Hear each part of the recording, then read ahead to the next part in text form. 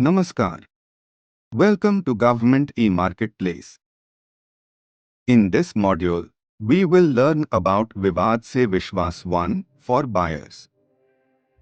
Vivad se Vishwas is an online portal for MSME sellers who are eligible as per the Vivad se Vishwas 1 VSV1 scheme notified by Ministry of Finance to claim benefits by raising their applicable claims against the respective procuring authority. Buyers will need to log in to Government e-Marketplace portal to access VSV1. If the buyer is not registered, he needs to do the same. Please click on the link for the step-by-step presentation for registration on Government e-Marketplace. Once registered, the buyer can go to gem.gov.in and log in to their account. To access VSV1, go to gem.gov.in and click on Login. Now, enter the user ID and CAPTCHA text. Click on Submit button. Now, enter the password and click on Submit button. Once logged in, buyer will land on the Government e-Marketplace dashboard. Please confirm the advisory in case it is visible. Buyer can access VSV1 by clicking on this link. It will land the buyer on his VSV1 dashboard where buyer can view all claims under his bucket.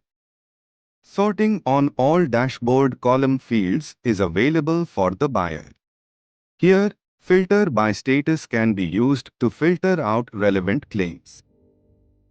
At any given point of time, the user can refer to the OM issued by Ministry of Finance for understanding the VSV1 scheme. If the buyer wishes to search any of the claims for his dashboard, search filter can be used. Search can be done on any of the fields highlighted. View the search filter options here. There is also a hyperlink provided on the seller organization name. This is to help buyer to see all claims raised by the MSME seller against that buyer's office irrespective of which buyer the claim is assigned to. On clicking the organization name, a pop-up window will open with the respective seller's claims. Click here for a detailed view of the seller's claims. Important, this is to enable the buyer to check for any duplicate claims, incorrect claims amounts before taking any action.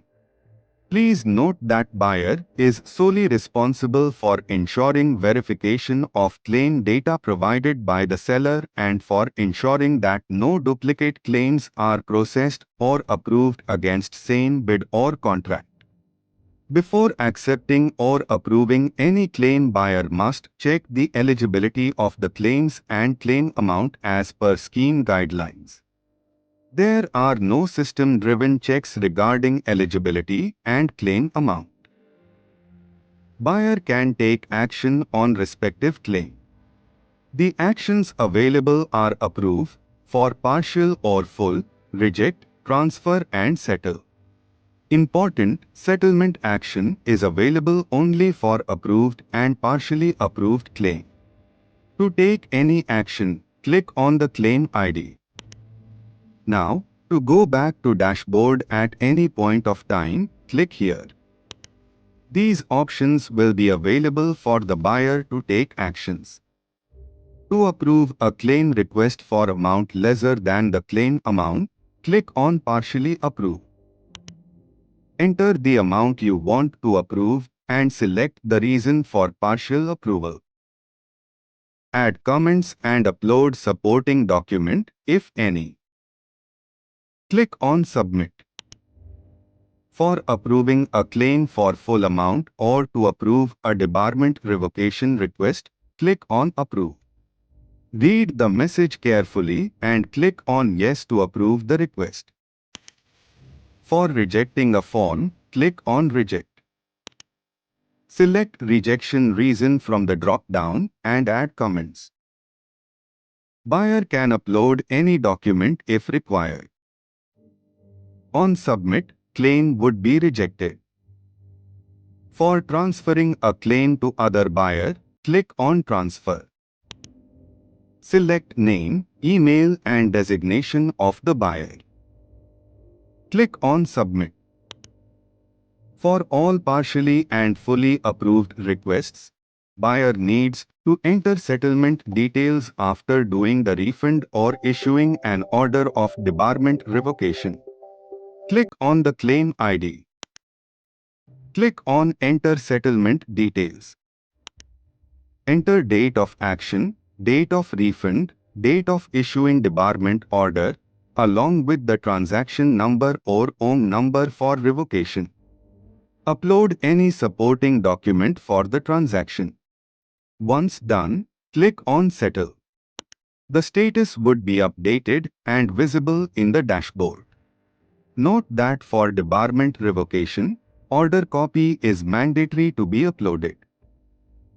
Here are the key takeaways for this module. The buyer is solely responsible for verifying the seller's claim data. Ensure no duplicate claims are processed or approved for the same bid or contract. Before accepting or approving claims, the buyer must verify eligibility and claim amount against scheme guidelines. Note that there are no system-driven checks for eligibility and claim amount. In this module, we will learn about the Vivad se Vidwas tool for buyers. Let's take a look into what is Vivad se Vidwas tool. Vivad se Vidwas is an online portal with a purpose of settlement of disputes through Vivad se Vidwas contractual disputes scheme between contractor and procuring entity. Buyers will need to log in to Government e-Marketplace portal to access VSV2. If the buyer is not registered, he needs to do the same. Please click on the link for the step-by-step presentation for registration on Government e-Marketplace. Once registered, the buyer can go to gem.gov.in and log in to their account. Procuring entity to log in to gem.gov.in. If no login exists, they need to get registered. Click here to login.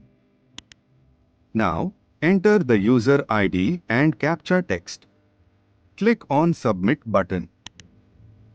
Enter your password and click on Submit to proceed. Once logged in, you will be directed to your homepage. Click on Vivad se Vidwas and from the drop-down select VSV2 Dispute Resolution. Settlement Request List. The buyer will be redirected to the Settlement Request List screen. Filter settlement requests based on status. If you click on the request ID, the entire request details are fetched. Click on the contract number to fetch the contract details. Buyer will have an option to view or seek clarification, transfer, reject or generate offer. For seeking clarification, click on Seek Clarification and a communication channel will be opened between buyer and the contractor. Click here to seek clarification. Click here to provide comments. For transferring the request, buyer can click on Transfer and provide the name, email and designation and submit. Click here to transfer the request. Click here to submit after entering the details. For rejecting the request, buyer can provide the reason and upload any document if required and submit. Click here to reject after entering the rejection reason and uploading the documents. For generating the offer, click on Generate Offer and enter the required details and click on Submit Offer. Click here to generate offer. Click here to submit the offer after entering the details. Once the offer is generated, the contractor need to accept or reject the offer. Click here to accept offer. Click here to reject offer. Once the offer is generated, the buyer can seek clarification or withdraw offer. Click here to seek clarification. Click here to withdraw offer. Click here to submit. Once the offer is accepted by the contractor can upload the agreement and submit. Click here to submit after uploading the agreement. Once the offer is accepted by the contractor, the buyer can upload the settlement agreement on the stamp paper and submit. Click here to submit after uploading the agreement. Once the agreements are uploaded by both the parties, payment details are entered to settle the request. Click here to settle the request after entering the payment details. Here are key takeaways for this module. You have the option to reject the settlement along with the rejection reason. The respective buyer with whom the request is pending has an option to transfer the request for action to another buyer within the office. The settlement request would be visible in the HOD buyer dashboard based on the buyer hierarchy selected by the seller at time of request submission. HOD or buyer have to offer a payment for settlement to the contractor and seller would have an option to accept or reject the offer. Thank you.